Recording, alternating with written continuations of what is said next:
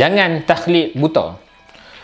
Dalam buku ni, Perangai Bergantung pada Diri Sendiri, kalau kita tengok dalam muka surat 34 dengan muka surat 35, ada satu kisah ataupun analogi yang dibawa oleh Zabba. Bagi aku analogi tu sangat cantik sebab dia bawa analogi 2 ekor keldai. Kalau orang Penang dia kata kaldai. 2 ekor kaldai ni, seekor kaldai dia bawa kat belakang dia garam dalam guni lah. Seekor lagi dia bawa sponge. Bukan SpongeBob SquarePants.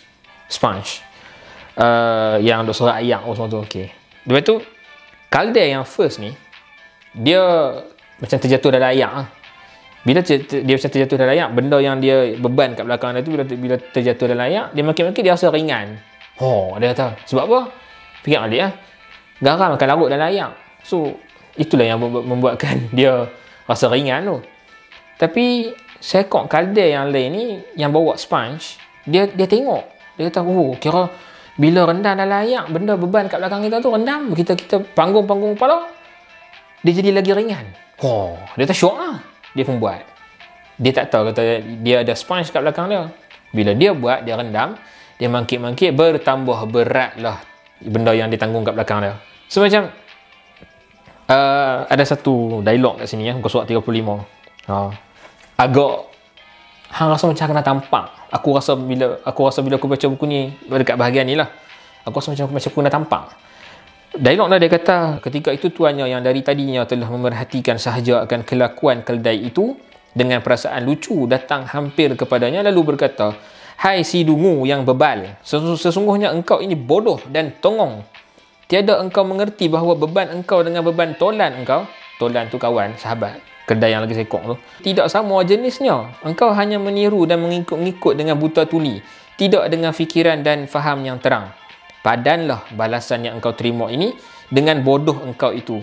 Bangsaku manusia pun," dia kata, "banyak yang berbuat seperti engkau ini, mengikut-ngikut perkara yang mereka tiada tahu dan tiada mengerti."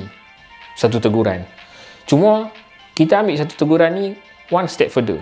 Macam mana pula dengan bidang-bidang yang kita bukan ahli dalam bidang tu? Adakah kita boleh taklid buta?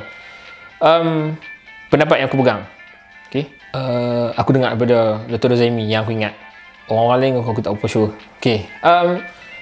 Kalau dalam hal agama, kita orang awam. Aku ni orang awam. Aku belajar dengan seorang syekh, aku belajar dengan seorang ustaz dan sebagainya. Ustaz tu ajak apa kat aku ikut dia. Mula-mula tu memang aku taklid, aku tak tahu dalil apa semua, tapi dengan ustaz yang aku belajar, dia akan bagi tahu dalil. Ni dalil ayat Quran, yang ni hadis, Nabi buat macam ni, ayat Quran ajak kita macam ni, sekian-sekian. Aku tahu dalil. So yang tu raise aku punya level daripada mukhallid kepada mutabi' kalau aku tak silap perkataan Arab dia. Kiranya mengikut dengan tahu dalil. Okey. Kalau isu-isu yang aku bukan bidang, macam bukan aku bukan bidang, aku bukan ahli dalam bidang tu. Aku dengar kepada ahli ya. Ahli kata apa? Aku dengar dan dia bagi tahu ada research dan sebagainya. Dan kalau aku tahu sikit, aku buat research sikit, aku cari sikit. Lepas tu kita terima. Zabba pun sebut, dia kata, misalnya pada menerima sesuatu perkabaran dan pada ilmu-ilmu yang kita bukan ahli atau tidak mahir di dalamnya, pada perkara-perkara seumpama itu, setelah kita timbang-timbang patut atau tidaknya, kita terimalah apa yang dikabarkan orang itu. Istimewa pula jika yang berkabar itu memang orang yang boleh dipercayai atau yang benar-benar telah melihat terjadinya sesuatu hal itu. Demikian pula pada sesuatu ilmu yang telah disahkan betulnya oleh orang-orang yang ahli di dalamnya. Bahkan pada perkara-perkara yang demikian, imam-imam mujtahidin sendiri yang dipertaklid oleh orang-orang sekarang itu pun telah bertaklid juga. Conclusion dia, fas'alu ahla zikr in kuntum la ta'lamun. Cuma tanya pada ahli dalam bidang tu, ahli yang jujur, yang dia tak buat speculation, dia bagi research data, especially dalam bidang sains. Dalil dia bagi, tanya dalil, dia tak trigger dan sebagainya lah. Aku rasa cukup sekadar tu untuk video kali ni. Jangan taklid buta, tanya soalan yang proper, tu kita decide kita nak ikut ke tak, insyaAllah.